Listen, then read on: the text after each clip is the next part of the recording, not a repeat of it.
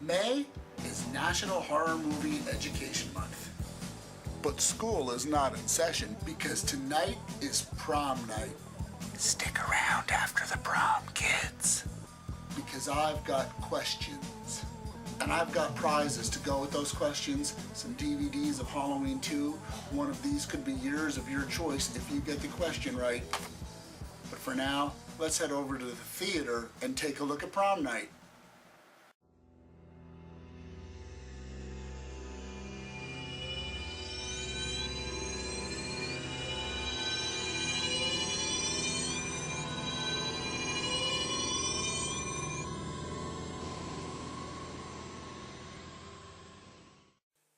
Prom night is brought to you by the same people who made Curtains and Humongous.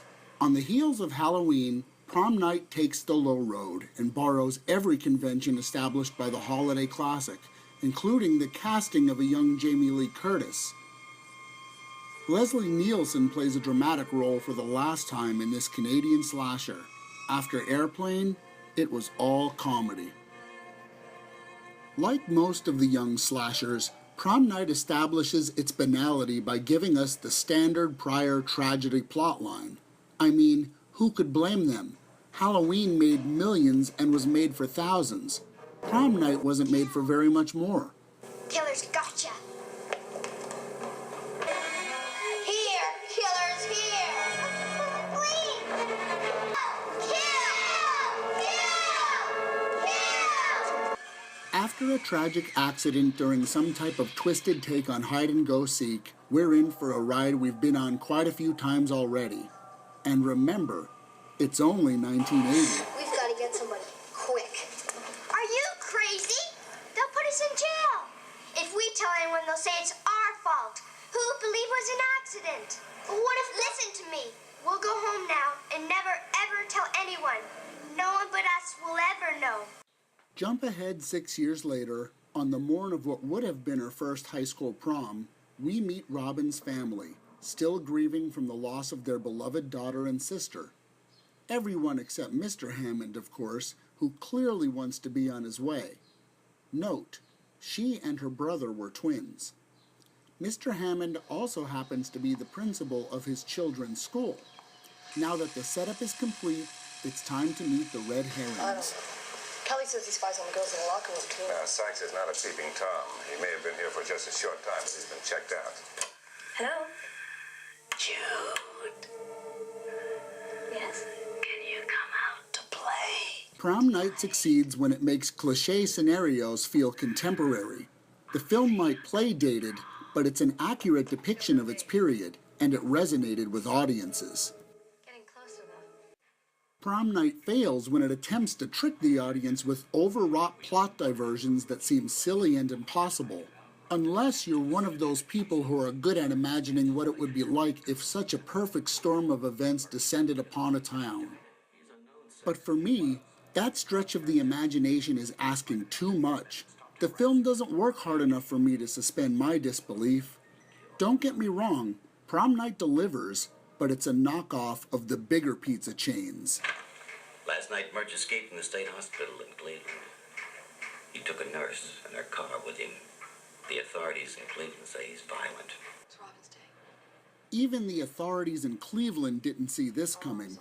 The boy that originally wanted to go for help when Robin fell out of the window, now the deceased girl's sister's boyfriend.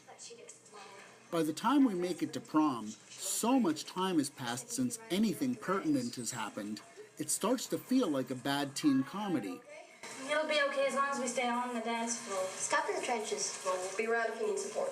Morning, some pair of hands. Ready? If you don't want to keep Preppy waiting. He'll never miss me. He's seeing Wendy. This attempt at a bad teen comedy was clearly the writer's way of trying to drum up empathy for our victims. But the epic fail is that these are the same idiot kids that killed an innocent girl. And frankly, I'm kind of waiting to see them all to get what's coming. And that's not scary. Satisfying, maybe, but not scary. Paul Zaza's score is perhaps his strongest, even stronger than Curtains, and this helps the film make up for the visual atmosphere it tried so desperately, but ultimately failed to deliver. Finally, things get rolling along, and prom night drums up another surprising success. A nail-biter of a climactic battle scene between our heroine, our doped-up hero, and our mystery killer. Prom night was a lot of fun at the time. It even garnered some critical praise for being slightly adept, so this one stands out historically. But aesthetically, there's not much here, and as far as real scares go, it's bland as can be. Except for this awesomeness right here.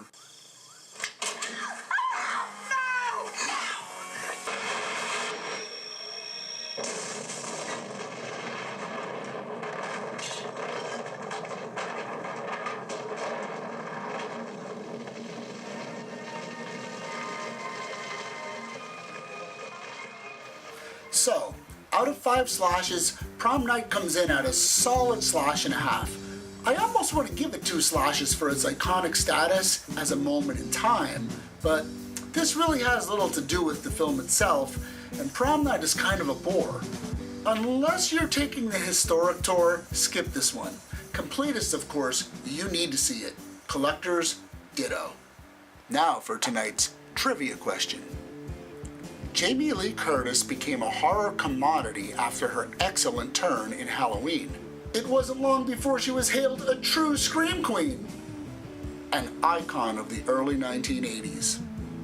From 1978 to 1981, Jamie Lee Curtis appeared in 6 genre films. Tell me what they are in order by sending me an inbox message on Facebook, YouTube, or Twitter, and you'll win your choice of one of those editions of Halloween 2 from my very own personal killer collection. I'm Chaz Klimczak, and thanks for watching.